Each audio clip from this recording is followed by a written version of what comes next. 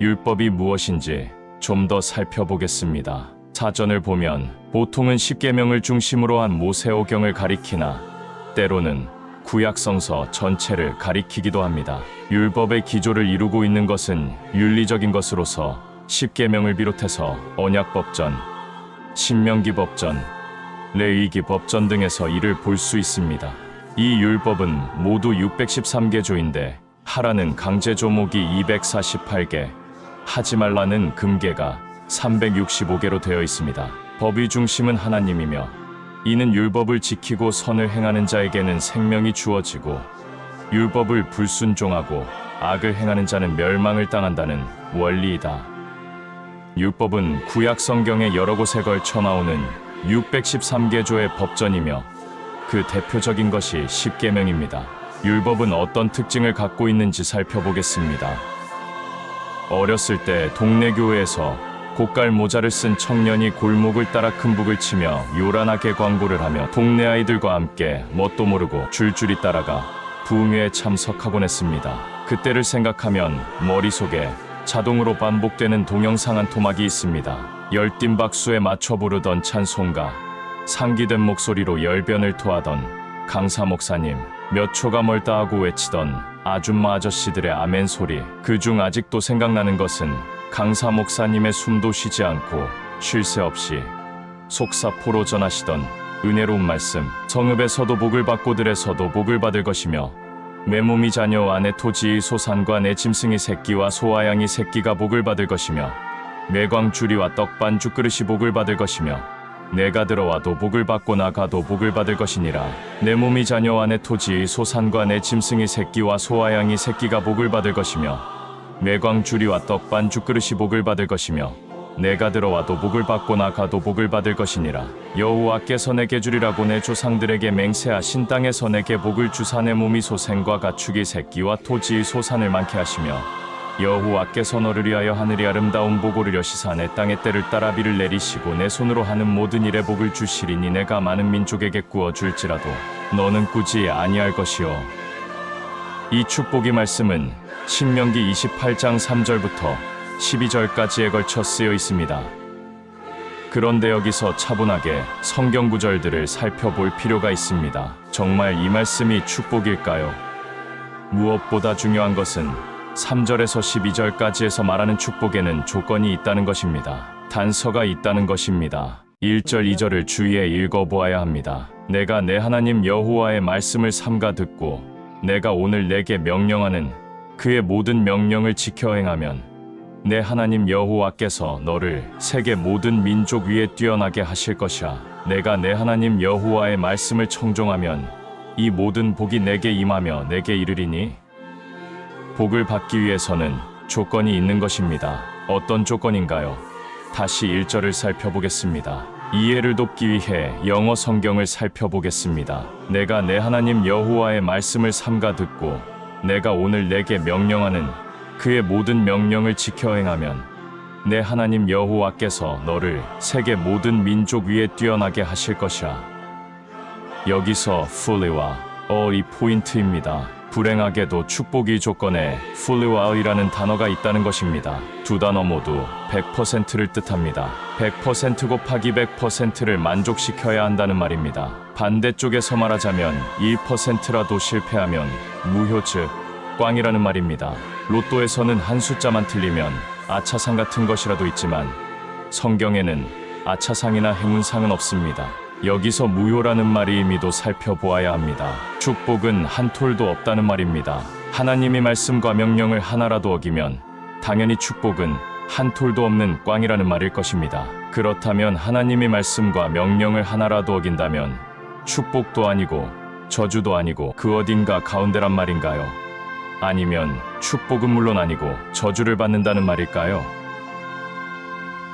계속해서 신명기 28장을 읽어보겠습니다. 내가 만일 내 하나님 여호와의 말씀을 순종하지 아니하여 내가 오늘 내게 명령하는 그의 모든 명령과 규례를 지켜 행하지 아니하면 이 모든 저주가 내게 임하며 내게 이를 것이니 모든 명령과 규례를 지켜 행하지 않으면 어떻게 된다는 말일까요? 다시 말해 수많은 율법 중 단 하나라도 어기면 어떻게 된다는 말일까요? 답은 확실한 저주인 것입니다. 절대 지킬 수 없는 조건하에 주어지는 축복은 3절에서 12절까지입니다. 그에 반해 모든 명령과 규례를 단 하나라도 어기지 않고 지켜 행하지 않으면 얻게 되는 저주의 나열은 끝이 없습니다. 16절부터 68절까지 무려 53절에 걸쳐서 엄청나게 지루할 정도로 나열되어 있습니다.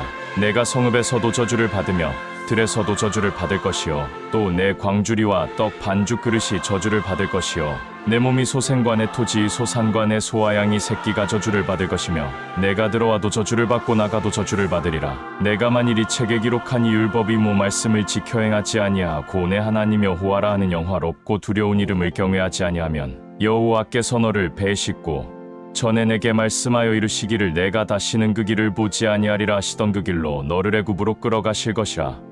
거기서 너희가 너희 몸을 적군에게 남녀종으로 팔려하나 너희를 살 자가 없으리라. 많은 사람들이 투덜댈 수가 있습니다. 도대체 무슨 법이 이럴 수가 있을까요? 에이, 농담이겠지. 어떻게 그 많은 또 포괄적인 율법을 모두 항상 지킬 수 있단 말입니까? 상식적으로 말이 되는 얘긴가요? 하나님께서 율법을 최대한 잘 지키라고 겁만 주신 것 아닐까요? 진짜 그럴 리가 있나요? 여호와의 말씀에 내 생각은 너희 생각과 다르며 내 길은 너희 길과 달라서 하늘이 땅보다 높음같이 내 길은 너희 길보다 높으며 내 생각은 너희 생각보다 높으니라. 지금도 초정통파 율법주의 유대인들에게는 안식일날 어떤 일이라도 한다는 것은 통탄할 만한 일입니다만 성경에서는 율법 중에 하나인 안식일 엄수를 어긴 사람을 어떻게 처리하고 있을까 살펴보겠습니다. 이스라엘 자손이 광야에 거류할 때 안식일에 어떤 사람이 나무하는 것을 발견한지라. 그 나무하는 자를 발견한 자들이 그를 모세와 아론과 온 회중 앞으로 끌어왔으나 어떻게 처치할는지 지시하심을 받지 못한 고로 가두었더니 여호와께서 모세에게 이르시되 그 사람을 반드시 죽일지니 온 회중이 진영 밖에서 돌로 그를 칠지니라. 온 회중이 곧 그를 진영 밖으로 끌어내고 돌로 그를 쳐 죽여서 여호와께서 모세에게 명령하신 대로 하니라. 안식일날 술 먹고 엉뚱한 짓 하며 논 것도 아니고 먹고 살겠다고 썩은 나무 좀 긁어 모았던 죄를 범했다고 인정사정 없이 짱돌로 쳐 죽인 것입니다. 그러면 나무꾼같이 힘없고 빽없는 서민만 이런 엄격한 처벌을 받았을까요? 여호와께서 시내산에서 모세와 말씀하실 때 아론과 모세에 낳은 자가 이러하니라. 아론의 아들들의 이름은 장자는 나답이요 다음은 아비후와 엘르아살과 이다말이니 이는 아론의 아들들의 이름이며 그들은 기름을 발리우고 거룩히 구별되어 제사장 직분을 위임받은 제사장들이라. 나답과 아비후는 시내 광야에서 다른 불을 여호와 앞에 들이다가 여호와 앞에서 죽었고 무자하였고 엘르아살과 이다말이 그 아비 아론 앞에서 제사장의 직분을 행하였더라. 아론의 첫째 아들과 둘째 아들이 성막에서 제사 지내다 비공인불을 썼다가 졸지에 함께 죽었다는 내용입니다. 도대체 아론이 누구인가요? 사전을 찾아보면 모세의 형 구약성서 출애굽기에 보면 모세가 말을 더듬었기 때문에 그를 대신해 이집트 왕 바로에게 하나님의 명령을 전하고 모세를 도와 노예 상태에 있던 이스라엘 민족을 애굽으로부터 탈출시킨다. 광야 생활 가운데 시나이산에서는 사람들의 요구에 따라 금송아지를 만들어 거기에 예배를 드리게 허용하였으나 하나님은 그를 용서하고 최초의 대사제가 되게 하였다. 아론은 하나님과 인간들을 연결하는 고리 역할을 하는 최초의 대제사장이었습니다.